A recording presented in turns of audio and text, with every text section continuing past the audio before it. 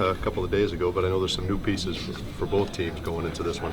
The keys tonight, Coach, against the Celtics. Just an interior presence, a physicality. This will be a very aggressive team tonight. Got to protect our paint, win the paint again, contain the ball, and we got to take care of the ball. They'll try to turn us over. They'll be aggressive, and having Avery Bradley back is big for them. And give them credit. They've done a nice job on Victor the last year or so, and it will be no different tonight. We got to help him, free him up, get him some good looks, give him some space to play. They've got some great guards that love to get to the rim, kind of make a living in the paint. How difficult is it to keep them away from the basket? It's very difficult. I mean, they get to the rim, they set good screens, they have good action. Coach Stevens does a great job. He's on some good action to get his group to the rim. Bass is playing well. They have a really nice rhythm going right now. We're going to have to disrupt that rhythm. Thought we did a pretty good job in Orlando disrupting that. We'll have to be even better tonight. You'll take that effort you had against Milwaukee, though, right? What did you like that your unit gave you in the last game? I like the rhythm we had offensively and defensively. I thought, defensively, we took care of the areas we wanted to. We didn't take care of the board like we should have. There were some 50-50 balls, some rebounds that we could have shored up and given ourselves a chance in that game. But our offensive rhythm was much better. They turned up the pressure there in the second half, and that's where we have to grow as a team. When teams turn up the pressure, it'll be no different tonight. Boston will turn it up at some point, whether they start the game or at some point. We got to handle that pressure with poise and aggression on our end. Coach, you talked about winning the battle in the paint. How were you able to do that last game against this team without Vuce down there in the paint? Yeah, just a physical, an aggressive mentality. That's what we do offensively. We drive the ball. Our guards are very good at getting to the rim, getting to the paint. That's not going to change tonight. We need that. So they establish our interior a lot by their penetration. Defensively, that's our number one key. We don't want the ball in the paint. That's a mindset for us. And partly we saw what that produced. Boston shot a number of threes last game against us. So we have to defend the three-point line much better, but we still want to keep our interior intact, keep the ball out of the paint, while still getting to these shooters. Victor's had a couple of games where he just absolutely willed you, it seemed like, in the second half. The last couple of games, he's had trouble getting going. You talked about his consistency. What does he need to do to be more consistency with it? Yeah, this stuff as a young kid, you have to continue to go. And when you're getting hit, you're getting hit constantly in the paint, and there's contact, and you got to continue to play through it.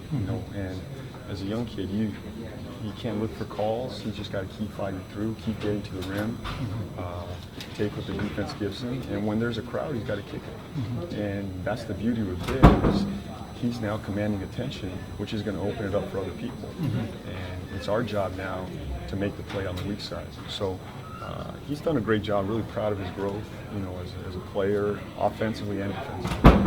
What's the word that you've gotten on Willie? I believe Willie's out tonight, as far as I know. What are some of the pros and cons of having such a young front backcourt in the paint? I mean, it's challenging every night. You're going against the best. There's no off night for you. We put a lot of pressure on them to control our offense and not turn the ball over, get us good shots, get us to the paint. The one thing you can say that we do well is we get the ball to the paint, and it's really those two guys producing that. So that's a lot of pressure on them. They have to make the right play, continue to read defenses while still being aggressive themselves.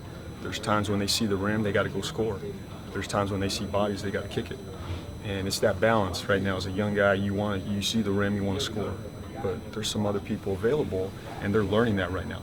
They set the table for us, and that's a lot of pressure. Is it easier to instill that mindset into a younger guy than it is an older guy that's maybe been playing in the league for a few years? Yeah, it is. I mean, these guys are, they want to learn, they want to grow, so they see that. You can show them 5, 6, 7 clips after a game, and they start to understand it, and they want to grow. So that's the beauty with a young group. They're pliable. You can help mold these guys, and they're eager to learn. Like I said, they're two great guys. Particularly with Isaiah out, is it ever tough to kind of hone in or focus on players you need to stop when the Celtics seem pretty diverse in that? Yeah, I mean, this is a very balanced team. They have they do it multiple ways. 5 guys that can score out there on the floor. Isaiah Thomas is a big part of what they do. And I know they'll miss him tonight, but that won't stop them. You know, they're an aggressive team. They move the ball very well, well balanced. They run good stuff. So our defense will be challenged tonight. How much do you look at this final stretch as a tryout for yourself, just to show what you can do as a head coach? You know, my mindset is to get better every day with this group. One day at a time, one practice at a time, one game at a time, one half at a time. And over the course of time, you know, hopefully we've gotten better, and we'll continue to get better over the next 16 games. I try not to look at it as a proving ground for myself or my next job, next step, whatever happens next year. My job right now is to focus on today, and that's all I can really handle. How do you measure progress? Is it just one loss record, or is there something else at this point where you guys are as a team? I think on the outsiders will measure it by wins and losses, and I'm not sure that's fair or unfair, but growth for us is different. You know, we got to see progress. What's our identity? Who are we? And are we making strides in that area? Are our guys getting better? Are we in games? And we are. Right now we're in every, you know, not every game, but we're in nearly every single game. And I think John pointed this out. Like I think we've won more close games than we've lost. So that's big for a young group as you're growing. And we look at it. There's a number of things we look at, not just wins and losses. So difficult to win on the road. What kind of a mentality and mindset does it take?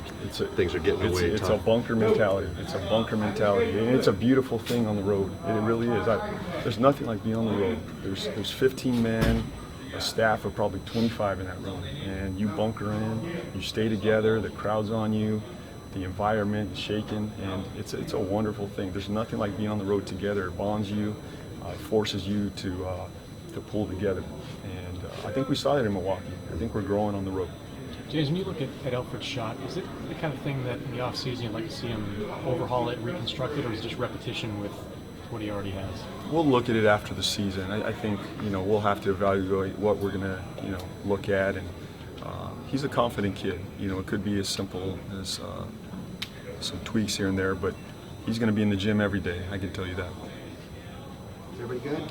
Thank you.